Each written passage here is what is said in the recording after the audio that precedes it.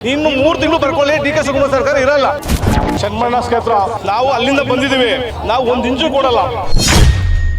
ಅದೇ D K Shivakumar ನಮ್ಮ ಕ್ಷೇತ್ರಕ್ಕೆ ಬಂದು ಕೇಳಿ, ನಾವು ಅದಕ್ಕೆ ಉತ್ತರ ಕೊಡ್ತೀವಿ. ಅದೇ ಮಣ್ಣಲ್ಲಿ ಏನ್ ಮಾಡಬೇಕು ಅಂತ ಮಾಡಿ ಕಳಿಸ್ತೀವಿ.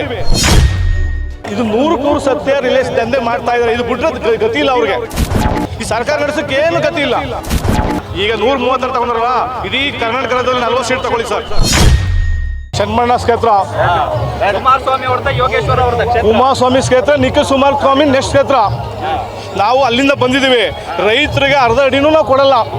ಯಾರಿಗೆ? ಡಿ ಕೆ ಶಿವಕುಮಾರ್ ಸರ್ಕಾರಕ್ಕೆ ನಾವು 1 ಇಂಚು ಕೊಡಲ್ಲ. ಅದೇ ಡಿ ಕೆ ಶಿವಕುಮಾರ್ ನಮ್ಮ ಕ್ಷೇತ್ರಕ್ಕೆ ಬಂದು ಕೇಳಿ, ನಾವು ಅದಕ್ಕೆ ಉತ್ತರ ಕೊಡ್ತೀವಿ. ಅದೇ ಮಣ್ಣಲ್ಲಿ ಏನು ಮಾಡಬೇಕು ಅಂತ ಮಾಡಿ ಕಳಿಸ್ತೀವಿ.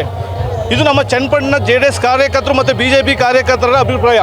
ಈಗ ನೀವು ಬೋರ್ಡ್ ಇಟ್ಕೊಂಡಿದ್ದೀರಿ, ರಿಯಲ್ ಎಸ್ಟೇಟ್ ಸರ್ಕಾರಕ್ಕೆ ಧಿಕ್ಕಾರ ಅಂತ.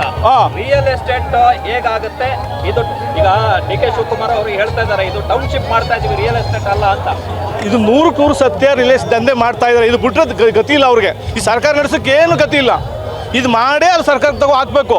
ಒಟ್ಟಿನಲ್ಲಿ 5 ವರ್ಷ ಸರ್ಕಾರ ಆಳ್ಬೇಕು. ಇನ್ನು 3 ತಿಂಗಳು ಬರ್ಕೊಳ್ಳಿ, ಡಿ ಕೆ ಶಿವಕುಮಾರ್ ಸರ್ಕಾರ ಇರಲ್ಲ. ನೆಕ್ಸ್ಟ್ ಬರೋದೇ ಕುಮಾರಣ್ಣ ಸರ್ಕಾರ. ಅದೇನು ಅಷ್ಟು ಗ್ಯಾರಂಟಿ ಅಲ್ಲ? ಅಷ್ಟು ಗ್ಯಾರಂಟಿ ಅದು. ಇವತ್ತಿನ ಜನ, ಇವತ್ತಿನ ಪಬ್ಲಿಕ್ಕು, ಇವತ್ತಿನ ಕಾರ್ಯಕರ್ತರ ಒಂದು ಇಚ್ಛೆಯಿಂದ ಹೇಳ್ತಾ ಇದ್ದೀವಿ.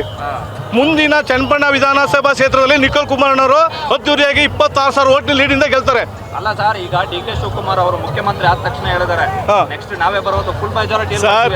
ಈಗ 136 ತಗೊಂಡ್ರಲ್ಲ, ಇಡೀ ಕರ್ನಾಟಕ ರಾಜ್ಯದಲ್ಲಿ 40 ಸೀಟ್ ತಗೊಳ್ಳಿ ಸರ್. 40 ಸೀಟ್ ತಗೊಳ್ಳಿ. ಇಡೀ ಕರ್ನಾಟಕ ರಾಜ್ಯದಲ್ಲಿ 40 ಸೀಟ್ ತಗೊಳ್ಳಿ. ಮೈಸೂರು ಭಾಗದಲ್ಲಿ 5 ಸೀಟ್ ತಗೊಳ್ಳಿ ಸಾಕು. ಕುಮಾರಸ್ವಾಮಿ ಅವ್ರದ್ದು, ಯೋಗೇಶ್ವರ ಅವ್ರದ್ದು ಕ್ಷೇತ್ರ. ಕುಮಾರಸ್ವಾಮಿ ಕ್ಷೇತ್ರ, ನಿಖಿಲ್ ಕುಮಾರಸ್ವಾಮಿ ನೆಕ್ಸ್ಟ್ ಕ್ಷೇತ್ರ. ನಾವು ಅಲ್ಲಿಂದ ಬಂದಿದ್ದೀವಿ. ರೈತರಿಗೆ ಅರ್ಧ ಅಡಿನೂ ನಾವು ಕೊಡಲ್ಲ. ಯಾರಿಗೆ? ಡಿ ಕೆ ಶಿವಕುಮಾರ್ ಸರ್ಕಾರಕ್ಕೆ ನಾವು 1 ಇಂಚು ಕೊಡಲ್ಲ. ಅದೇ ಡಿ ಕೆ ಶಿವಕುಮಾರ್ ನಮ್ಮ ಕ್ಷೇತ್ರಕ್ಕೆ ಬಂದು ಕೇಳಿ, ನಾವು ಅದಕ್ಕೆ ಉತ್ತರ ಕೊಡ್ತೀವಿ. ಅದೇ ಮಣ್ಣಲ್ಲಿ ಏನು ಮಾಡಬೇಕು ಅಂತ ಮಾಡಿ ಕಳಿಸ್ತೀವಿ. ಇದು ನಮ್ಮ ಚನ್ನಪಟ್ಟಣ JDS ಕಾರ್ಯಕರ್ತರು ಮತ್ತು BJP ಕಾರ್ಯಕರ್ತರ ಅಭಿಪ್ರಾಯ. ಈಗ ನೀವು ಬೋರ್ಡ್ ಇಟ್ಕೊಂಡಿದ್ದೀರಿ, ರಿಯಲ್ ಎಸ್ಟೇಟ್ ಸರ್ಕಾರಕ್ಕೆ ಧಿಕ್ಕಾರ ಅಂತ. ರಿಯಲ್ ಎಸ್ಟೇಟ್ ಹೇಗಾಗುತ್ತೆ? ಇದು ಈಗ ಡಿ ಕೆ ಶಿವಕುಮಾರ್ ಅವರು ಹೇಳ್ತಾ ಇದ್ದಾರೆ, ಇದು ಟೌನ್ಶಿಪ್ ಮಾಡ್ತಾ ಇದೀವಿ, ರಿಯಲ್ ಎಸ್ಟೇಟ್ ಅಲ್ಲ ಅಂತ.